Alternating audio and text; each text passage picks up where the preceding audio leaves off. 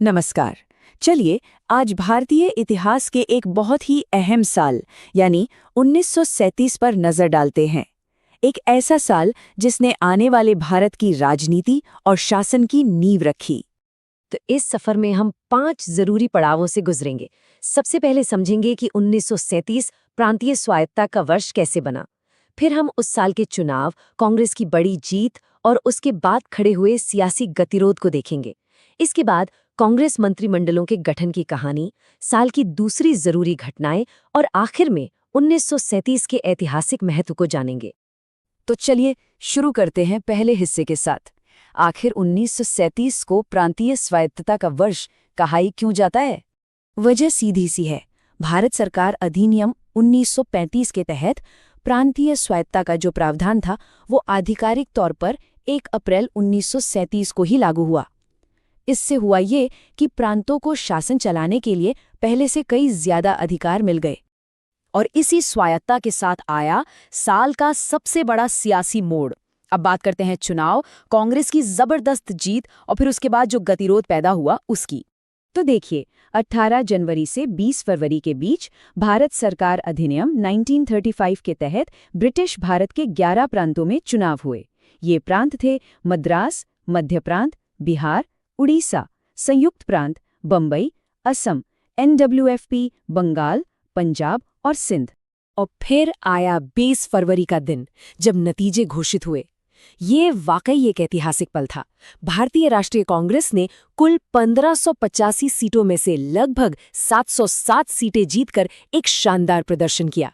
इस जबरदस्त जीत का मतलब था कि कांग्रेस ने 5 प्रांतों में बिल्कुल स्पष्ट बहुमत हासिल कर लिया था। ये प्रांत थे मद्रास, मध्य प्रांत, संयुक्त प्रांत, बिहार और उड़ीसा। मगर इतनी बड़ी जीत के बाद भी सरकार बनाना इतना आसान नहीं था। एक बड़ी शर्त थी। 17-18 मार्च को दिल्ली में अखिल भारतीय कांग्रेस कमेटी का अधिवेशन हुआ और वहां ये शर्त रखी गई कि कांग्रेस सरकार तभी बनाएगी जब गवर्नर ये भरोसा दें कि वे मंत्रियों के काम में अपने विशेष अधिकारों का इस्तेमाल करके दखल नहीं देंगे। और बस इसी शर्त की वजह से एक राजनीतिक गतिरोध पैदा हो गया। हुआ ये कि पहले तो कांग्रेस ने पद लेने से ही मना कर दिया। जवाब में गवर्नरों ने अपनी तरफ से अल्पमत सरकारें बना दी और आखिर में 22 जून को वाइसरॉय लिनलिथगो को एक आश्वासन जारी करना पड़ा, जिसके बाद जाकर ये गतिरोध खत्म हुआ। तो वायसराय का आश्वासन आ गया और गतिरोध टूट गया। अब रास्ता साफ था कांग्रेस के मंत्रिमंडल बनाने का, जो कि हमारा तीसरा खंड है।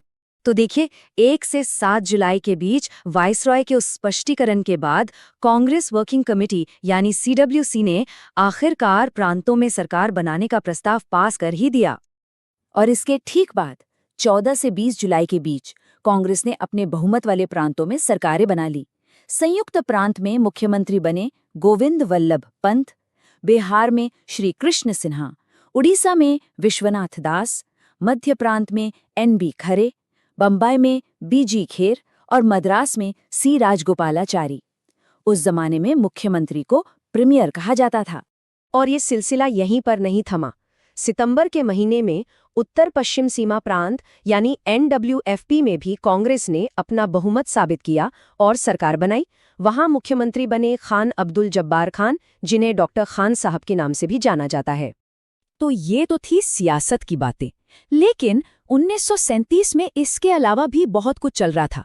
तो अब देखते हैं हमारे चौथे खंड को, यानी साल की दूसरी जरूरी घटनाएं। उसी साल 1 अप्रैल को एक बहुत बड़ा प्रशासनिक बदलाव भी हुआ। बर्मा, जो आज का म्यांमार है, और अदन, इन दोनों को ब्रिटिश भारत से प्रशासनिक तौर पर अलग कर दिया गया। असल में ये भी भारत सरकार अधिनियम 1935 का ही एक हिस्सा था, जो अब जाकर लागू हुआ। अब आते हैं 1 अक्टूबर पर। ये दिन भारत के न्यायिक इतिहास के लिए बहुत अहम था। इसी दिन भारत सरकार अधिनियम 1935 के तहत भारत में संघीय न्यायालय यानी फेडरल कोर्ट ऑफ इंडिया की स्थापना हुई।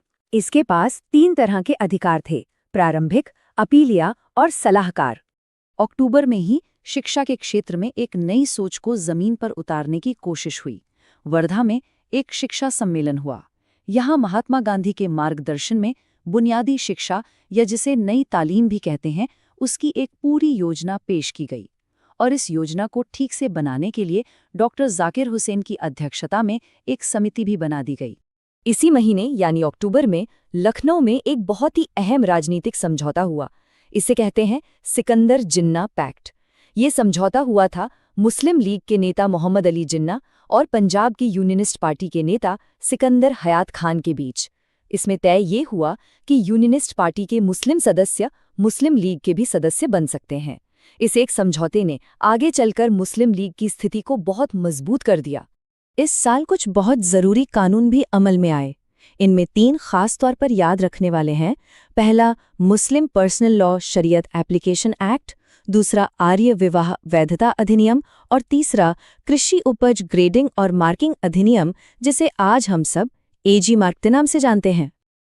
अच्छा, अब पूरे साल की कुछ और जरूरी घटनाओं पर भी एक नजर डाल लेते हैं। 23 नवंबर को हमारे महान वैज्ञानिक जगदीश चंद्र बोस का निधन हुआ। असम प्रांत में द्विसदनीय विधायिका यानी 2 सदनों वाली लेजिस्लेचर शुरू हुई। त्रावणकोर में विश्वविद्यालय की स्थापना हुई, जो आज केरल विश्वविद्यालय है। और हाँ, अखिल भारतीय फुटबॉल महासंघ की नींव भी इसी साल रखी गई। तो इतनी सारी घटनाओं के बाद सवाल ये उठता है कि इन सब का मतलब क्या था? 1937 का ऐतिहासिक महत्व क्या था? चलिए अब अपने आखिरी खंड में इसी को समझते हैं। अगर एक लाइन में कहें तो 1937 वो साल था जिसने भारतीय नेताओं को पहली बार बड़े पैमाने पर प्रांतीय सरकार चलाने का तजुर्बा दिया।